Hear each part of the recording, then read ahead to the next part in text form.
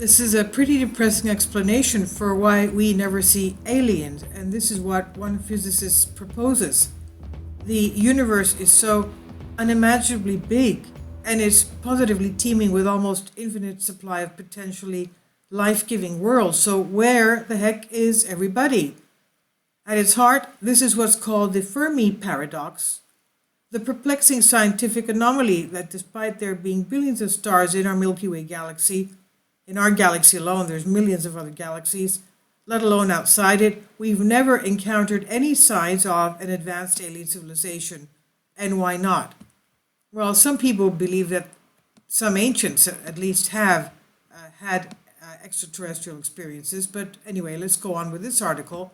It's a decent question, and one that generations of scientists and thinkers have grappled with since the paradox was formulated decades ago. Some suggest aliens might be hibernating, or that something mysterious is preventing their evolution from taking place, or maybe they just don't want anything to do with us.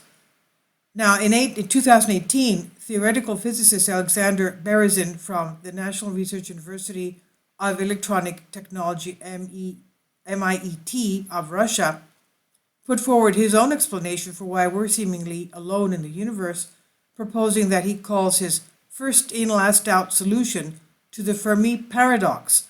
According to Berezin's preprint paper, which has not yet been reviewed by other scientists, the paradox has a trivial solution requiring no controversial assumptions, he says, but may prove hard to accept as it predicts a future of our own civilization that is even worse than extinction. As Berezin sees it, the problem with some proposed solution to the Fermi paradox is they define alien life too narrowly. He says the specific nature of civilizations arising to interstellar level should not matter. They might be biological organisms like ourselves, rogue AIs that rebelled against their creators, or distributed planet-scale minds like those described by Stanislaw Lems in Solaris. Of course, even with such a wide scope, he says, we're still not seeing evidence of these things out there in the cosmos. But for the purposes of solving the paradox, Berezin says that the only parameter we should concern ourselves with in terms of defining extraterrestrial life is a physical threshold at which we could observe its existence. Okay, he here theorizes that the extraterrestrial life is only material, physical. But it could be that it's not physical, like energetic. We can't see energy, but that's just my comment. But anyway, going on with this, he says the only variable we can objectively measure is the probability of life becoming detectable from outer space within a certain range from Earth. He explains, for simplicity, let us call it parameter A. If an alien civilization doesn't somehow reach parameter A, whether by developing interstellar travel, broadcasting communications across space, or by other means, it might still exist but not help us solve the paradox. I mean, okay, that's obvious because, if you take humanity 100, 150 years ago, we didn't have means of communicating by telephone or telegraph. That doesn't mean that we didn't exist a short while ago. Now, anyway, going back to this, the actual first in, last out solution Berezin proposes is a grimmer scenario. His hypothesis says, what if the first life that reaches interstellar travel capability necessarily eradicates all competition to fuel its own expansion? Oh, that's really, really grim. Of course. Now, as Berezin explains, this does not necessarily mean a highly developed extraterrestrial civilization would consciously wipe out other life forms, but perhaps they simply won't notice the same way a construction crew demolishes an anthill to build real estate because they lack incentive to protect the anthill. So is Berezin suggesting that we are the ants and the reason we have not encountered aliens because we simply haven't had our own civilization unthinkingly demolished by such unimaginable superior life forms yet? No, because we are probably not the ants, but the future destroyers of the very worlds we're looking for this whole time. He says, assuming the hypothesis above is correct, what does it mean for our future? The only explanation is the invocation of the anthropic principle. We are the first to arrive in the interstellar stage, and most likely will be the last to leave. Again, such potential destruction would not need to be willfully designed or orchestrated. It could just play out like a completely unrestricted system, bigger than any individual's attempts to control it.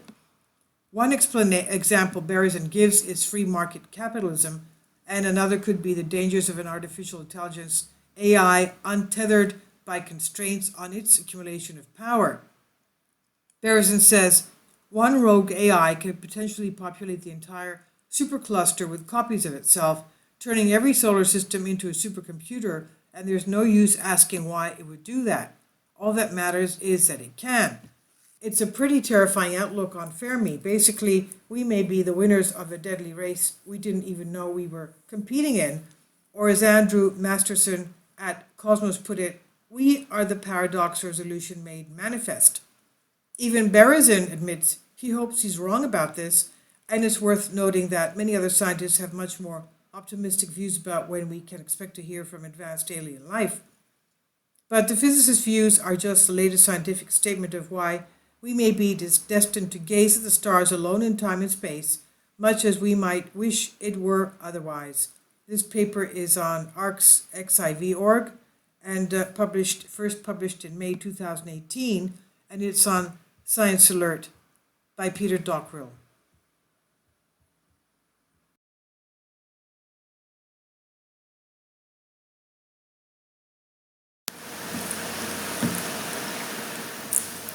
If you'd like to join me on my Patreon account, you will hear content not covered by mainstream media. These riveting stories will be based on my research, and I will state my opinions and give my personal insight on diverse and controversial subjects and world events not covered by mainstream media, and not supported by YouTube guidelines. So whatever I have on my Patreon, most of those will not be on my YouTube channel. Please consider becoming a member today. More of the most significant and important videos will be on my Patreon channel.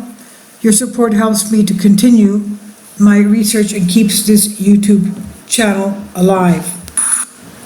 And we depend on your support, your generous charity, because we help economically challenged families here in Athens, Greece, in Kapota, and we also help the young generation with university tuition and the community around our church. Thank you.